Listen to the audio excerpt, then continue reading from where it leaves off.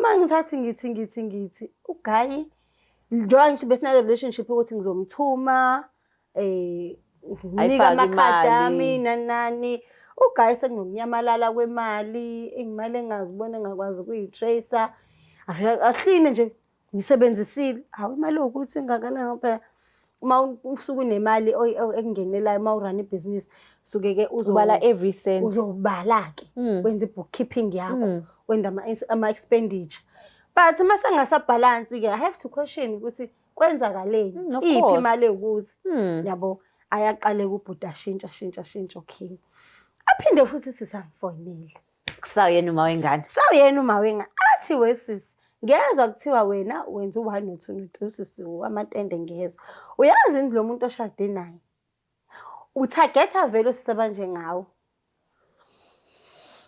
okay uyakushada akushadela into yakho uzothi meseqedile njengoba lokhu uyathatha imali yakho uyabeka eceleni uyothi meseqedile bo bye.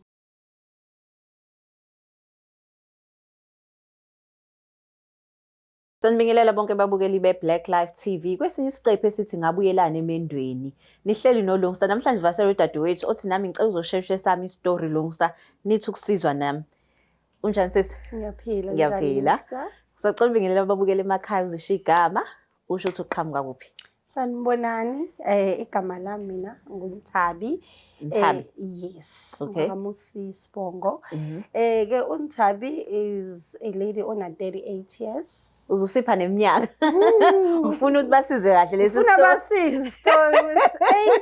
Yawona 30 upwards kusami lawa ama age ayagomisha bandla strong hayi kancane. Uyacabanga mase kudivorce abantu abancane yangaka so early. Yo. Imshado bakithi ayisabanjwa kanti ngombese. Hayi bolena ngisho ungayibamba. Thumbese ubanjwa ngala kucijwe ngakhona. Lutho umuntu mangasalungi shiya nje. Futhi ke uwesi ke thina usuku samncane kabi uthi ungafa kule nto kuthiwa fele emendweni. Into obonayo ukuthi nje ngisangaphila. True. Ngishiye nje go live my life. Qinisile ngempela. So manje ke awusixoxele Nthabi uba uNthabi like ukhule kanjani your parents. Okay, uNthabi is a young lady from Emlazi. Emlazi ke ngaziwa kakhulu by being a young entrepreneur and also I was very active with community. Okay. Community developer nje into ephathele nomphakathi I'm very active so okay. Abantu abaningi they know me.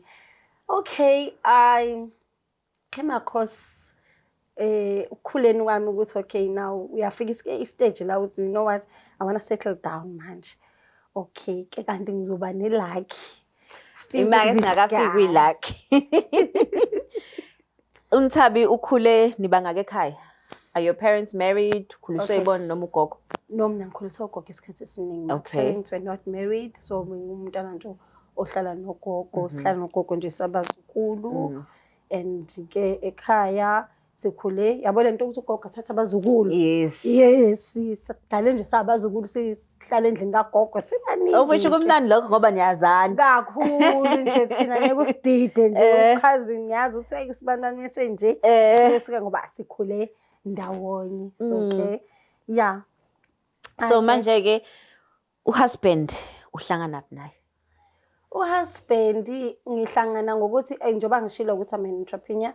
I used to run an events company. Okay. So ke events company ngirana but I did not have a delivery vehicle. So njalo mangizo deliver ngi-outsource. Oh okay. So ke kona kuyacika ukuhlezi njalo uma uzo outsource abantu abahlukene especially mina build a relationship. Especially ke mina head i-cold room. So na i-cold room ke mangabe uzoyidonsa I'm a very sensitive person.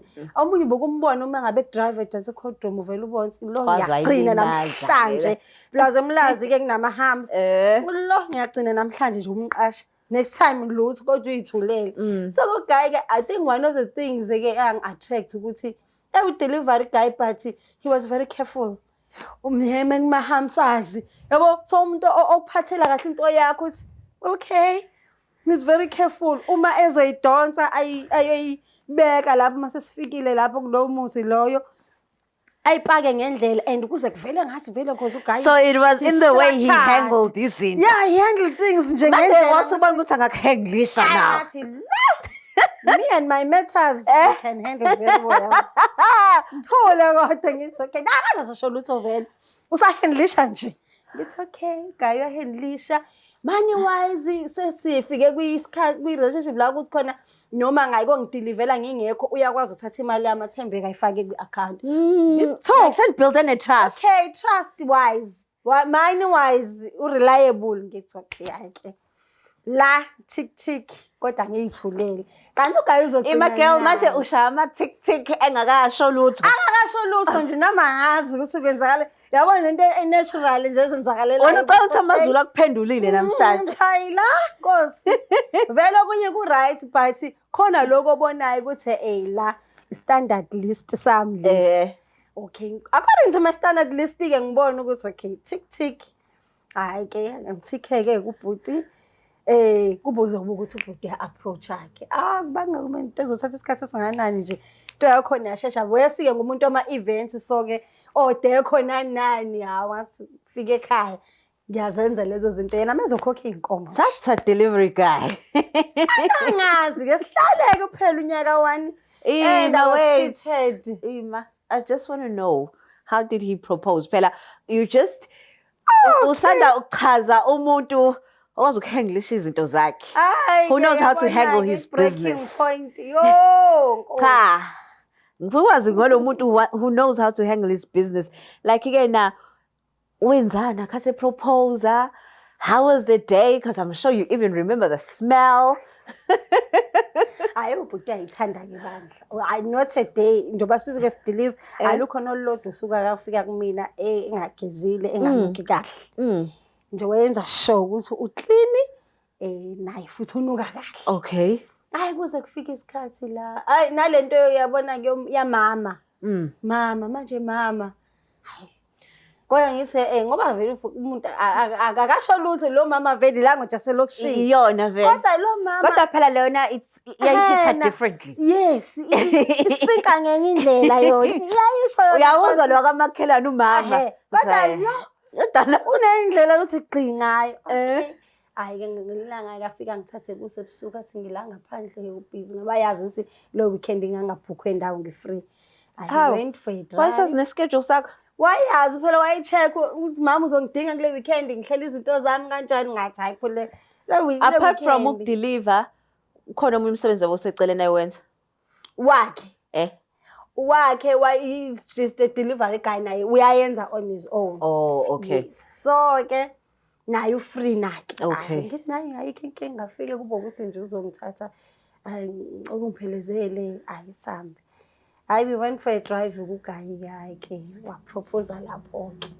Wathi nje futhi angifuni ukumoshela isikhathi sakho wena usi umuntu nje ukuluke ujolwa nani sengikubona ukuthi hayi umama wasekhaya. Wena na. Kwasho ukuthi ke mina ke due to my religion as well ne lifestyle yami nje nami ngiyena umuntu oluke futhi lokhu Funa ngempela mina mehlala phezulu kodaba kulunga izinto. Waphuthuma kanjalo. So ekhaya ugoga kasho uthi hayibo mzukulu hayibo. Utho bebona umkhwenyana eza nezinkomo. Ziphelele. Ziphelele. Ubandla ngifuna nje ukuqamba amanga kodwa ukuthi nje. So manje I'm sure ngoba ipropose ukuthi ngine events company, une delivery services, empire. Yebo leyo angimazi ugayi ukuthi ngempela ngabe shothi yena wahlanganisa kanjani angazi. So unjani kumshado wakho? I didn't want something big. I made it small. Events coordinator. I didn't want to go big. Mina on my own, I'm very simple. I went on very simple. Okay. Mama sokuyiphuthuma ngisafuna ukwazi uthando la guy bakithi. Akabe sananga wonakala. Oh, shame Nkosi yami. So manje ke ngosuku lomshado but I'm sure khona ama pieces lawo uthi ama highlights lawo.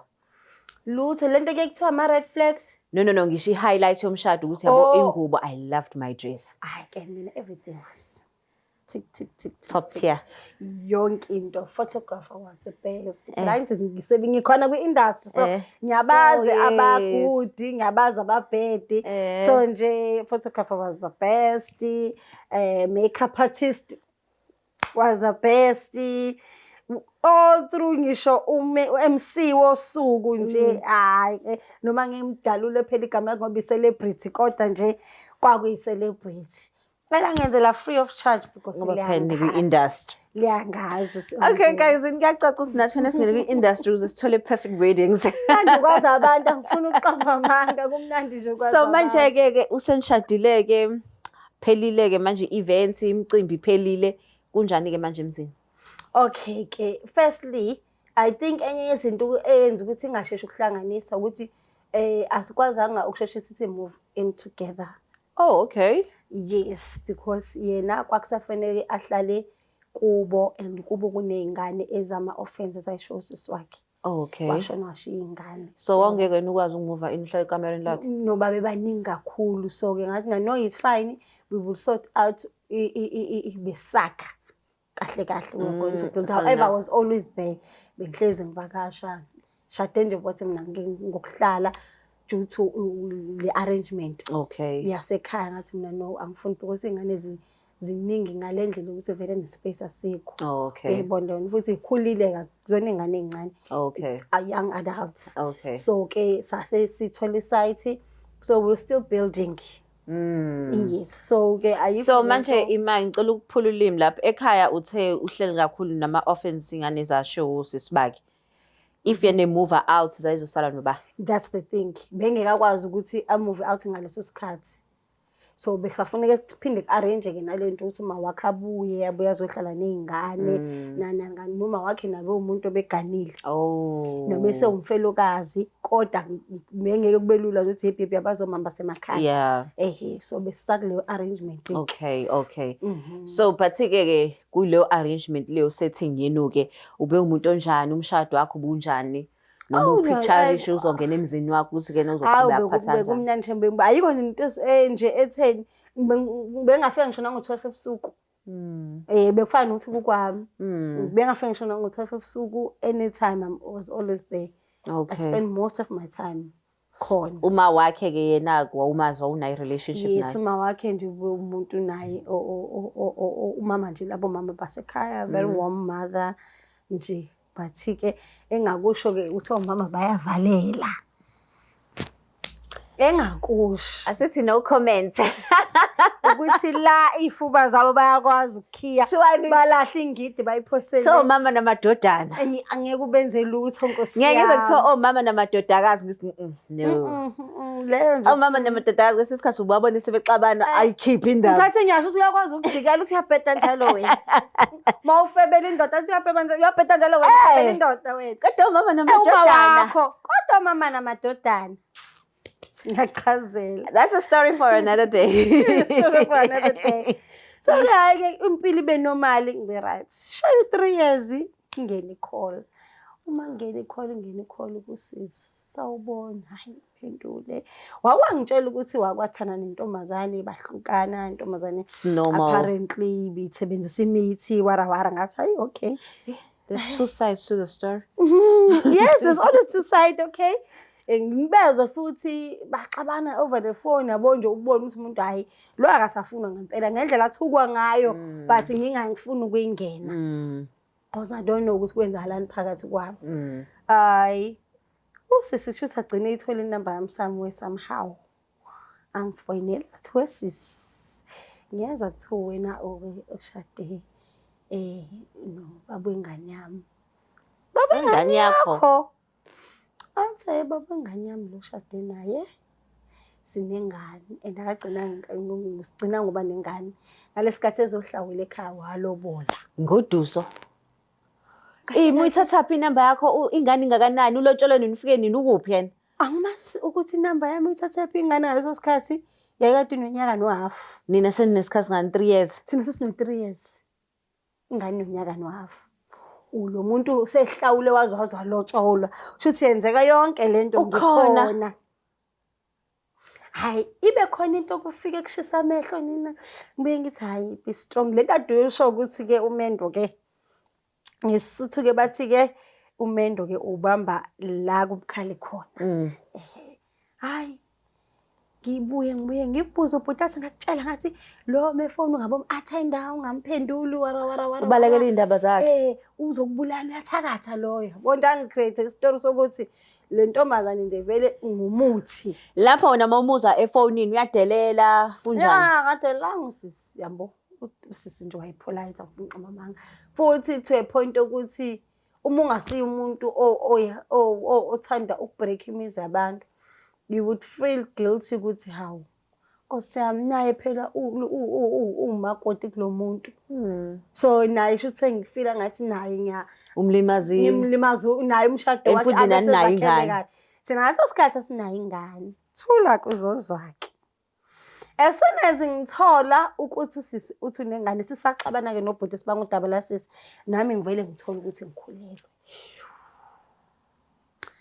Ngithole ungikhulelwa ngaso isikhathi I think I was 5 months pregnant. Olalong awuboni. Olalong angiboni. Angazi. Kuvele nje ngithole ngibone nje ngokugula ngingabi right. Ama periods awabiki. Ama periods ngaleso ngalontuza.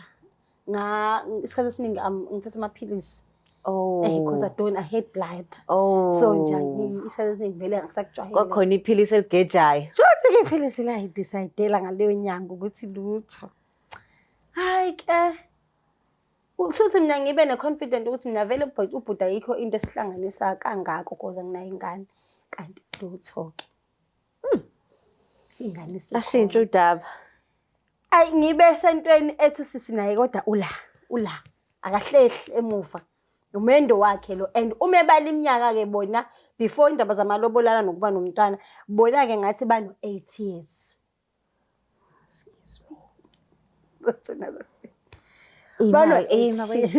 So usisi unengane naye umlobolile uyingoduso bano 8 years. Ulobole baqala between you two.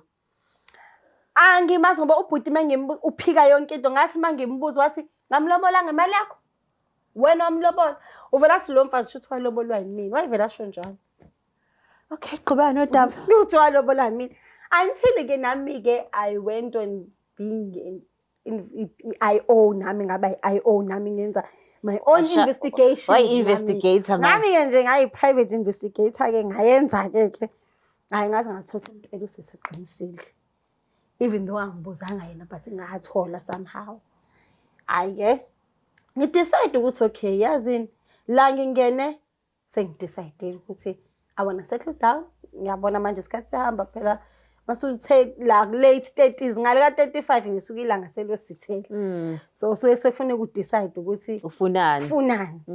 I based on that ngivele ngithi no angihlali. And futhi phela ayukuthi umshado wakho uzoba perfect. Uzoba khona so ezoba ngitshe ngithi elelitshe engizoligwinya ngihlale naye. Hayi siqhubeke noGayi. Mangithathi ngithi uGayi njengoba ngisho besina relationship ukuthi ngizomthuma nika amakhadi ami nani uGayi sekunomnyamalala kwemali engimali engazibona engakwazi ukuyitracer ahline nje ngisebenzisile hawu imali ukuthi ngakanani phela uma usuku unemali ekungenelayo uma urun ibusiness suke ke uzobala every cent uzobala ke wenza bookkeeping yakho wenda ama expenditure but mase ngasabalance ke I have to question ukuthi kwenzakaleni iphi imali ukuthi yabo ayaqale kubhuda shintsha okay aphinde futhi sisangifonile kusawuyena uma wengane athi wesisi ngezwe kuthiwa wena wenza u1 no2 no3 sisi amatende ngezwe uyazi indlu lomuntu oshade naye utargeta vele sisebanje ngawo okay uyakushada akushadela into yakho uzothi meseqedile njobo lokhu uyathatha imali yakho uyabeka eceleni uyothi meseqedile bo bye hayi so the time again ulokhu uthi i-gentleman nje le uwenza ubhizi business analysis yakho shuthi nje ubhuti bese scrutinize nje ngendlela yakhe etc ukuthi okay la ngizophuma nani la okay busi sasha kanjalo akulula kumconfronta umuntu into ekanjalo uthi wena ngithola into enjini and futhi uzoyiphiya phela show umunye umuntu yebo and what proof and evidence do we have? We don't. Nothing. Hayi kuze kube ukuthi ke ngiphinda manje, I get another call from another lady. This lady ke yena bashadile apparently. Like as in married e-Home Affairs. Nina ni married kuphi? Oh, but you also married. Nasabiza umfundisi ekhaya. Angiyazi lento yokushada nomuntu nisayine I've never followed up. Ngazi mina ngashada ngasayina kumfundisi ibhuku ngafaka iring. Kwaphela la. I-certificate lona e-Home Affairs nyobheka? I-certificate vele waba nama-delay nje. Vele Wanganaka. Yes, nganganaka. Uyayibona lona. Wathiwa ne-backlog kuphe ePretoria nje ngisangayilandelela le nto umyeni wami into engimfuna mina ngifuna indoda cha indoda ikhona ne-ring nginayo. Why ngizolandelela i-certificate? Hayi, but umfundisi wasinika ke temporal. Yeah. Usisi ke mevela, avela usisi bashadile ngokwephepha nobhuti. Nanephepha usisi. Ngitshela ukuthi uyakhumbula kushona usisi wakhe. Ngonyaka ukuthi enalelo mncwabo wakubo kwakufakwa itende lami. Kubekwe i-courtroom yami. Kusebenzisa ama-toilet kahle kahle lo mncwabo nje wawu-arrange mina nento zami kuba ngisho izitsha nani ezazenziwa kulo mncwabo wami. Phela umehlukisi mina ngazange ngihlale kumagrasi. So lo sisofonayo Usangichazela uyamkhumbula usisi wayehlala esihlalweni esikanje. Uthi yes kwakuyimina ngangikubuka nje ubhizi umakoti. Ngaso isikhathi ke usisi ushona ngangakashadi lo mhlophe. Kwakusayiwe ekhaya nje. Sayingoduso. Kodwa yena ke ngoba wayenkosikazi kwakufanele abe khona. Uthi angikhona but angifuna ngiyiveza. Ngangikubuka nje. Ngoba lo ngiyamazi. Okay. So ukushona kasisi naningakathandani or nasenithandana? Sasithandana. Ngakashadi. Yes. Yena ngoba emshadile babhala kuphela bashada ngomhlophe. Bashada angibazi ke noma bashada omhlophe but bashade ngokwase Home Affairs. Ngoba usizele isitifiketi naso lesimini engenaso. Pho manje wayimaneuver kanjani ukuthi nawe ukhona naye ukhona amadoda I think yena knowing the story that I'm going to ke now waye right ngoba right ngoguy usisi ke ngiyambuza manje pho why ungayivezanga wathi nokuthi ngiyamazi njoba ngimazi ivele inhloso yami sishade naye usisi ke yena unamaplaza businessman. Usisi is not just an entrepreneur njengami akahuslish njengami usisi is well to do unamaplaza and plus i-FET college la trainer khona for abantu abafuna ukwenza farming. So she's loaded. Unomuzi in Durban North. Usisi the only reason why angazange amdivorce ubhuti naye she found out ukuthi ubhuti wayemshadile imali yakhe. Bashade nge-COP. Apparently yes. That is why ngamdivorce. So manje usisi akamdivorce ngoba ubaleka nezinto zakhe. Intention kabhuti wakuyidlo wathiwa nje uyatargeta even akasuke nje intombazane ihamba emgaqweni. Yabo? Uyisukela intombazane ufuna kube nento yenzayo ukuze ube sempilweni kabhuti. Sengeke understand manje mawuthi ke na mama namadodana. Mama namadodana. Because you cannot tell me ukuthi umama wayengani. Wazi kahle umama phela nawe basuke bema nje oplastic. Umama ungapha exopho. Ziyahamba nje imoto ke nami ngisike yahamba noma sasidunusa ngayo leya kwakhe yadunusa yadiliza igross. Okay, so usisi wesibili usekufonelile kuyakutshela lolu daba. Uyangitshela usisi ngivezela ireality kusisi ukuthi ke mina nakho. And ubhuti wanaye walindwa kwa 5 years emva kwa 5 years wafaka i-divorce. Yo, ngoba efuna i-50% share yakhe. So manje mawumbuza ngalolu daba phela manje you have concrete proof. Manje I had concrete proof and ngiyakhumbula along the way ke ubhuti ke sesi together khona la akathenga khona i-double cab ye-Ford yaka Ford le i-Ford Ranger. Yeah. Umethenga i-double cab ngisajabulela nje ukuthi ubhuti hayibo uzongikhombisa imoto ngibonile sefakele kwi-status isiphumile egarage nani umuntu usazuza nayo kumina azange ifike kumina usisi nje wafika wayithatha cause yayithengwe ngemali yakhe. Okay ke manje ke sekufika nini ke lana ithi hayi wena uyaphuma manje. So simase ngihlanganisa zonke ke lezi story nami ngagcina ngibona ukuthi no ngempela uGayi semdonje nami nginayo into esho ukuthi nginazi imali engazazi. Unga understand ishonephi ukuthi sishonephi and ngabe sengiba novalo lokusabela lonke ungoduso. Hayi bandla ufa naye bandla loyana ke she can kill for him. Angazi ke yena wamfakani hayi yena ke bamshadela ukuthi uyinesi. Uzasho athi ngiyazi ukuthi mina wangishadela ukuthi ngiyinesi kodwa nendaba akana ndaba umfuna la she can kill. So nako lokho ukuthi lo muntu sengitholile ngimbonile ubuwrong bakhe and ngiyazi njengamanje my life is not safe ngenxa yalo willing to kill for lo muntu lo. Manje lo nurse lo kwakuyi desperation yini? Manje unesi nje uNkulunkulu Jesu. Akasabi ke nami manje ulwa nalo ngafuna ukuphuma. Uthini lo umsolo? Umsolo akhululeka ke ngeke la uyakwazi uphiwe. La uyakwazi ukuyithulela. Yo. Hayi, bathi ke waya ke Home Affairs wayo check ukuthi ke nushade ngempela yini? La kulinje uNkulunkulu emuhle kwangaka registreki. Sure. Kwangaka registreki so in as much as yes sahlukana but I'm not a registered divorcee ngaphuma ngoba into yakhona yathi lo olwayo ulweka ngoba yena usamthanda but naye she cannot be registered because usashadile ngalo lo munye akakwazi ukuphuma ngoba akafune impahla zakhe uzofunika athi 50-50 but is it not so mina ngikuphi kuyona yonke lento para kwazini ukuthi ke na with usizo lakho hamba uprove lapha kwi-court ukuthi ke nalomshado lo into engekho vele umubo ufuneka yo proof lo shade nge-COP phela. No, lo bashadile njengoba registered bashadile. I know ngisho ukuthi angithi ishi yakhe uyafuna ukuphuma.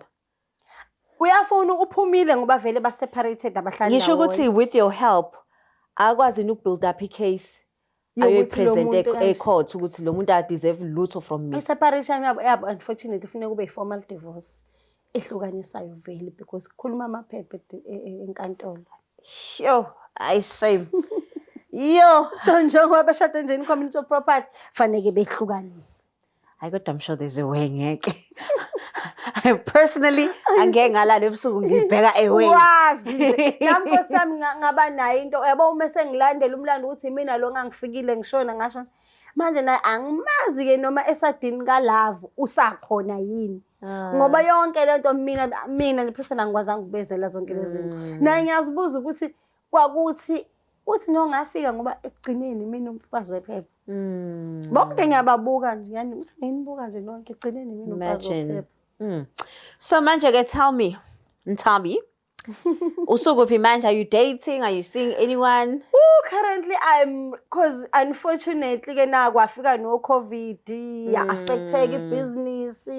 So you're trying to build again. So ke I am rebuilding. I'm in a state and a point of my life whereby I am rebuilding. Oh, and that's good. Also considering ukuthi ngoke ngiphinde yini ngimthemba umuntu esilisa emva kwami. Yazokuthini? Fanele manje singabe sisabheka uThol bani tall, dark and handsome. Tall, dark and handsome. Yes, fanele singabe sisabheka tall, dark and handsome ngoba sengibonile bayinhle. Lana waku tall, light and chubby. Tall, light and handsome nabo bayinkinga. Nabo bayinkinga. Kodwa nje tall, dark and handsome vele sebabaleke. Ngaya nje lona nkosiyami ku chubby ngathi nje unkosiyami uyilungele kanti. Hayi. No, but sibonga ukuthi ke nakagcina kusebenzele kwakuhle. Hayi kwagcina but zonke lezi zinto angithi ziyisifundo kuthini ukuthi next time. Yeah, do better ukuthi unuka kahle ukuthi uyiphatha kahle i-code room. Awusiyona i-code room wena. Ngisho ama-matters akho right. Lutho. Nokwenza i-background check, it is very important to do a background check on umuntu. But most are blinded by love. I shame it's difficult. I don't wanna lie. Ngoba usebenza nge-evidence, usebenza ngaloko okukhona manje. Yeah. Okunye nokunye nje ngisho. Lalela ngangafika ngikutshela ngithi lalela ugayi wakho, hey wena ufunani kumina lo ufuna umuntu wami. Ngakho nje unumber 1 wafika wayiloke esho eloko ngangamnaka washo lo muntu ungilobole. Lokho kokukodwa nako kwafuneka unginike ukuthi no. La Something's beating the water. Yes. Kodwa number 2 ayo Confirmation. indoda yomuntu lo registered e-Home Affairs. Yeah. Hey, Tony, after God, fear man.